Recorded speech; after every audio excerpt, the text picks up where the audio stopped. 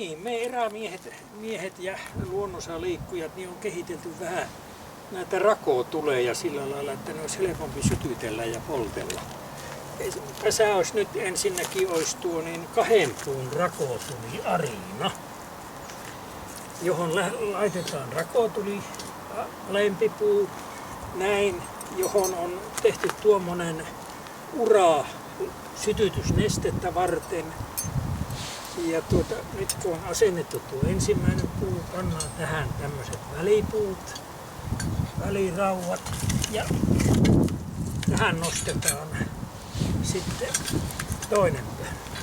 Ja tuonne kun on pantu grillisytytysnestettä tuonne uraan, niin se on muuta kuin sytyttää. Ja tämän kokoisilla puilla tämä palaa semmoinen 3 tuntia. No niin, ja nyt sitten seuraava, niin tässä on sitten 3 puun rakotuliarina, johon laitetaan puut tällä tavalla,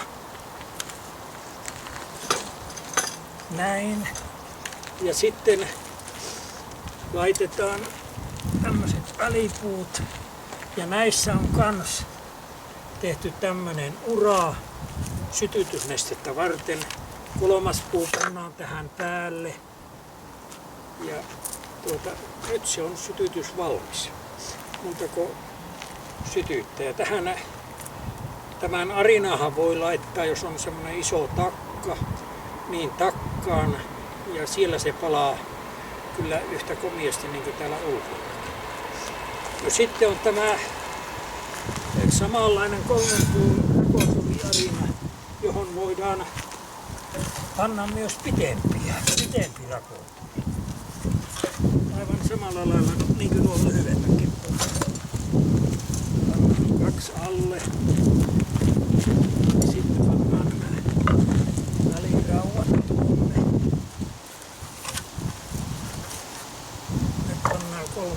puu päälle ja nyt se on valmis sytytettäväksi.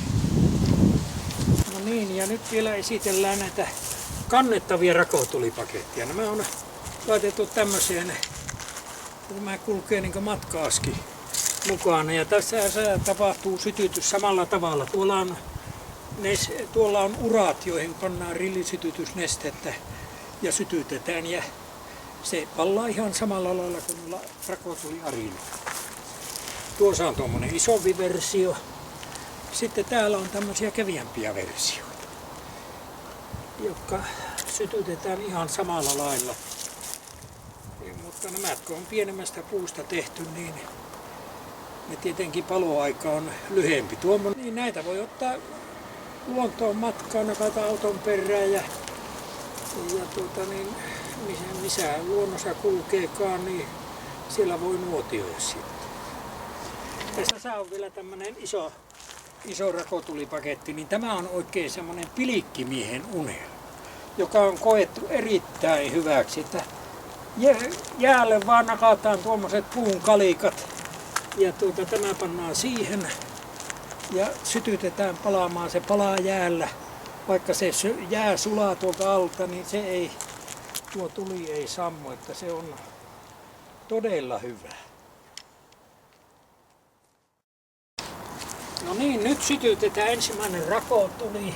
Ensinnä paetaan tuonne uraan grillisytytysnestettä. Kumpaankin alapöllin uraan grillisytytysnestettä. Ja sen jälkeen sytytetään toinen.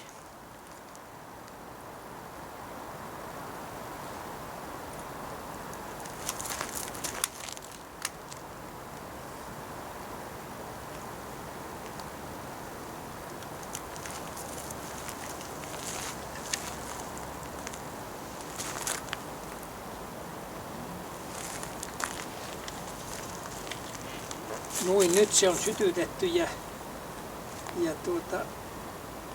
se nyt kestää semmoisen muutaman minuutin ennen kuin se rupeaa palaamaan kunnolla.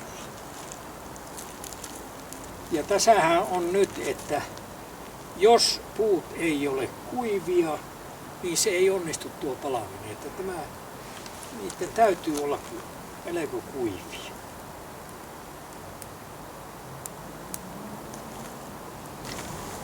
No niin, nyt on rakotuli palannut suunnilleen 5 minuuttia.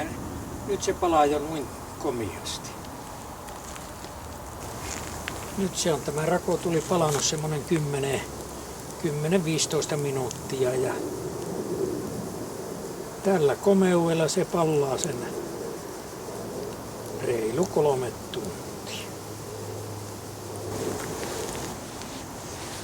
On se vaan tuo rakotulen liekki, niin on se semmonen katseen vangitsija. Siinkin rupeaa tuijottaa, niin siinä maailmaa surut unohtuu.